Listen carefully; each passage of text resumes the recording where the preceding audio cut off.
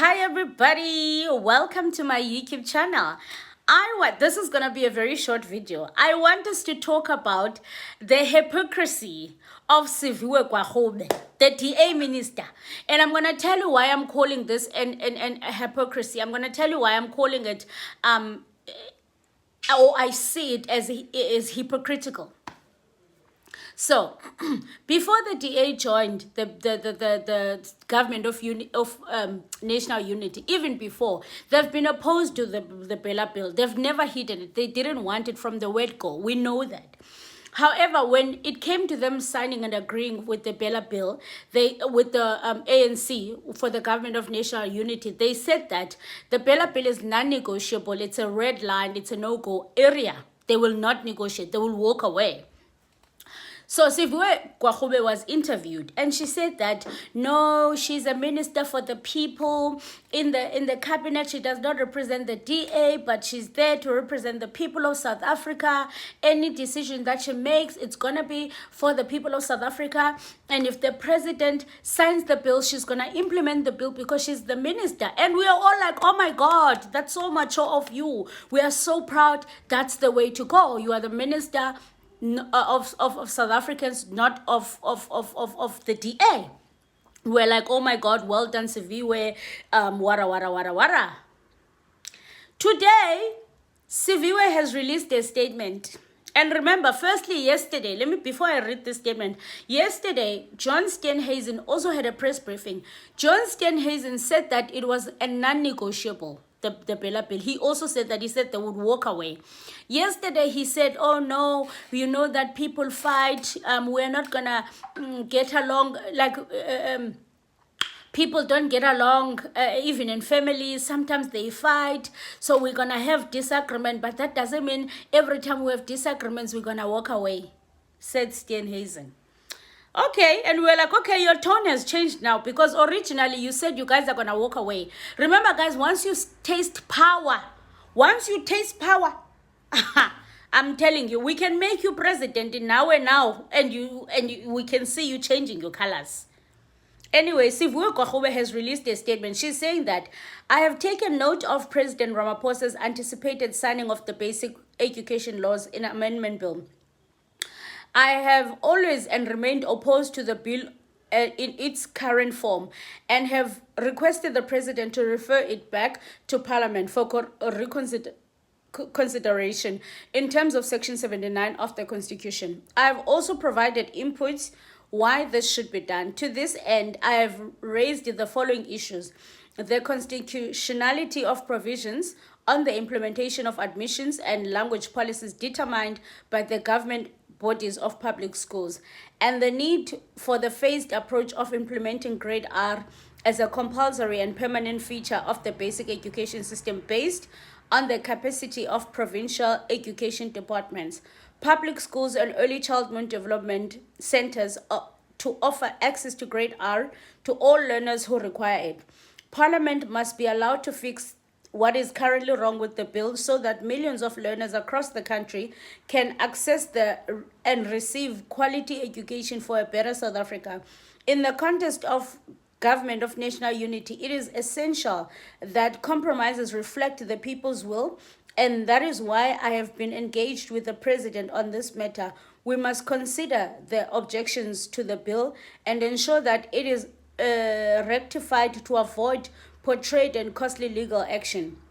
I have thus written to the president and notified him that in the present circumstance, I cannot attend today's signing ceremony until concerns regarding the bill are rectified. I remain steady to serve South Africa and to ensure that millions of learners across the country can access quality education. All right?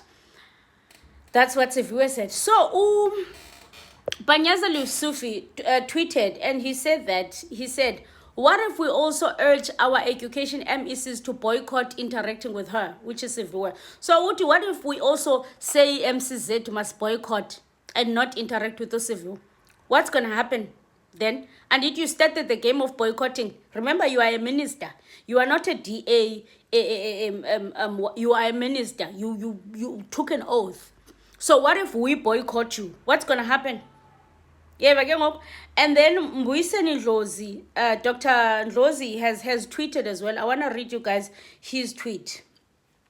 Hey, Bente, everything is on fire. So Mbuyiseni Ndlozi has said that on the signing of the Bella Bill, fact, DA loves power too much. They are willing and will continue to be willing to do anything, including compromising on their own professed principle to stay in power.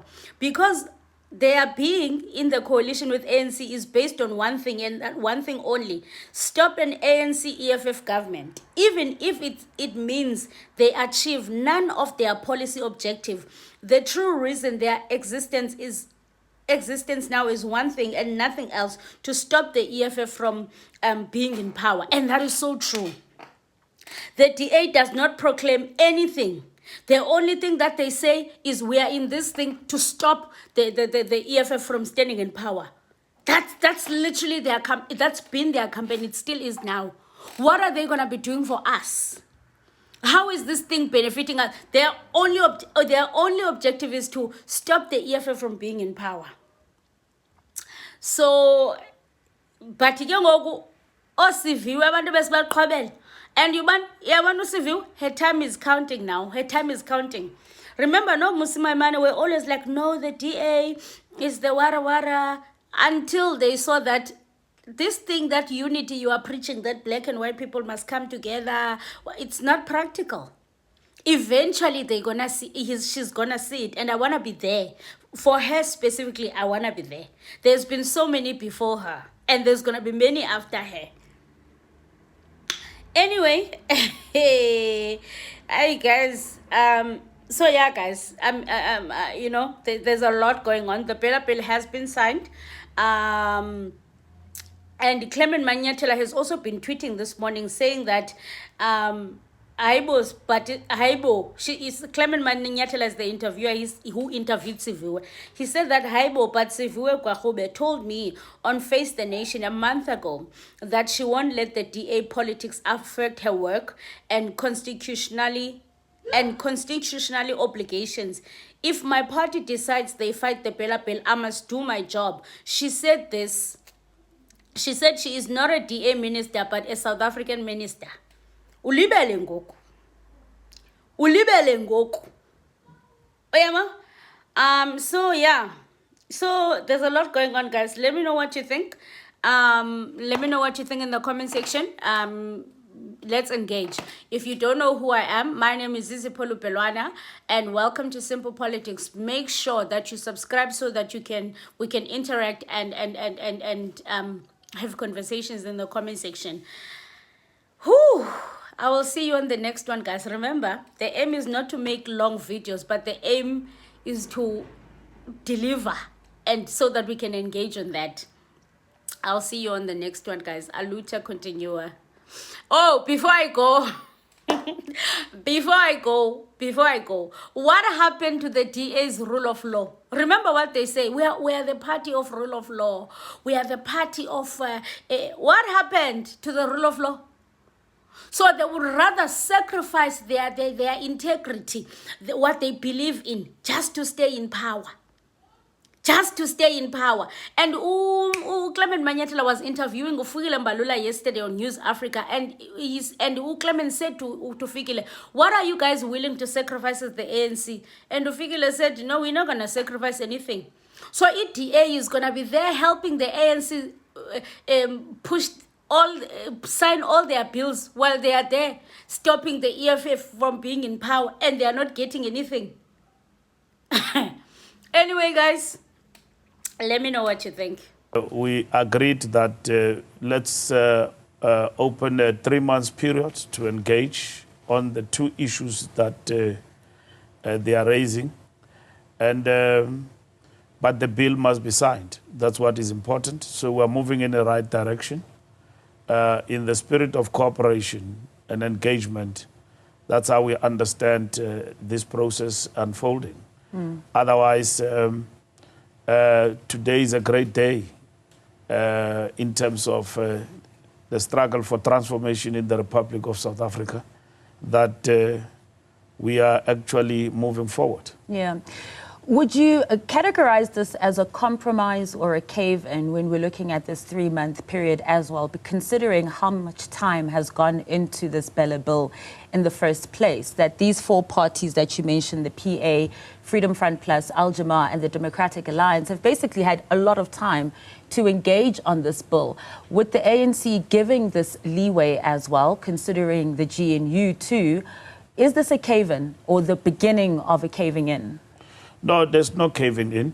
The question is that they say they do have proposals that they would like to make, so which have got no material effect in terms of the bill itself, but they believe that they need to make those proposals. So it's fine, let's engage, it's okay. But the bill is signed, and so 3 months doesn't mean anything except for the fact that we need to engage with the process and understand where they come from.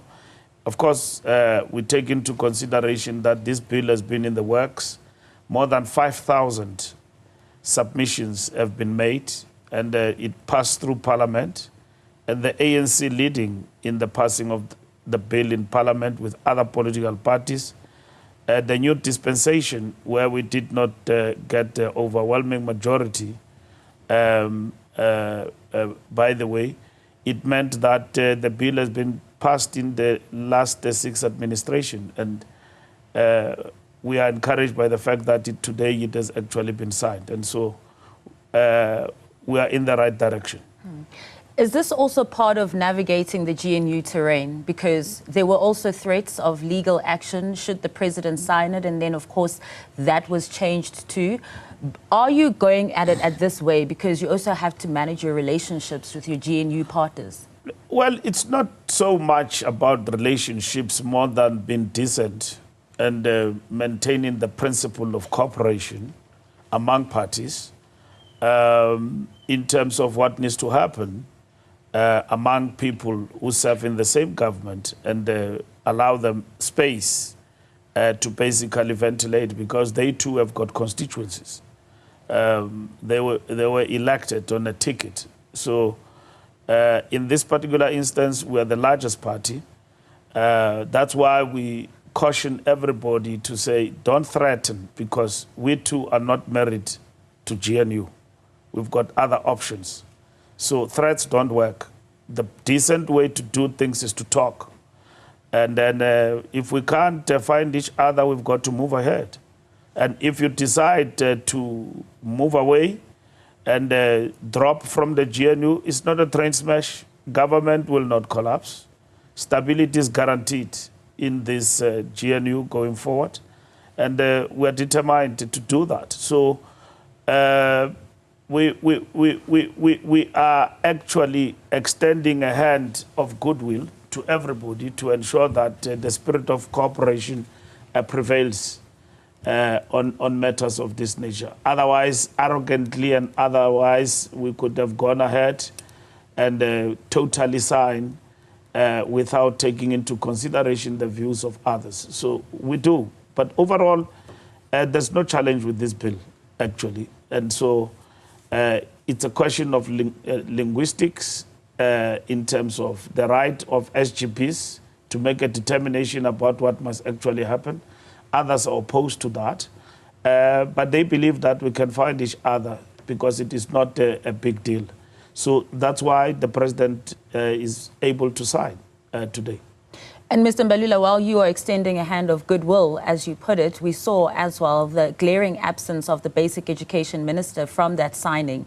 Minister Siviwe Gwarhube didn't even attend the ceremony in the first place. So clearly there is quite a bit of contestation still.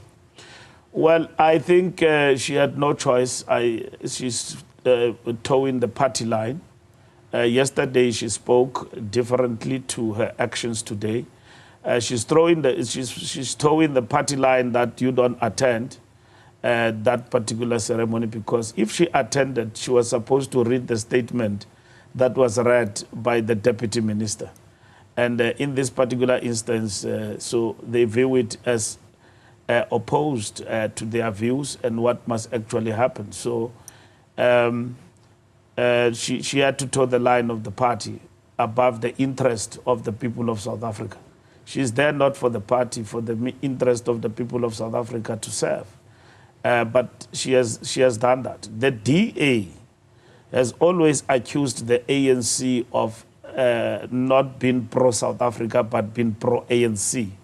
Now the dynamics of serving in the party and the legislature and being a party and playing an opposition role is playing itself out to them. That they serve their own party more than the interest of the people. So their own party interest is that don't sign. But in terms of the oath you have taken it to South Africa and to serve the people of South Africa, like she put it. So it's a conundrum for them. But for us, we remain principled that we advance transformation in our country as the ANC government. And we support fully the signing. We support fully the 3 months period for the engagement. And we will engage with political parties that are concerned, 4 of them, around this issue. And then we should come back to the president even before the 3 months period. And we move ahead. So there's no time to waste time.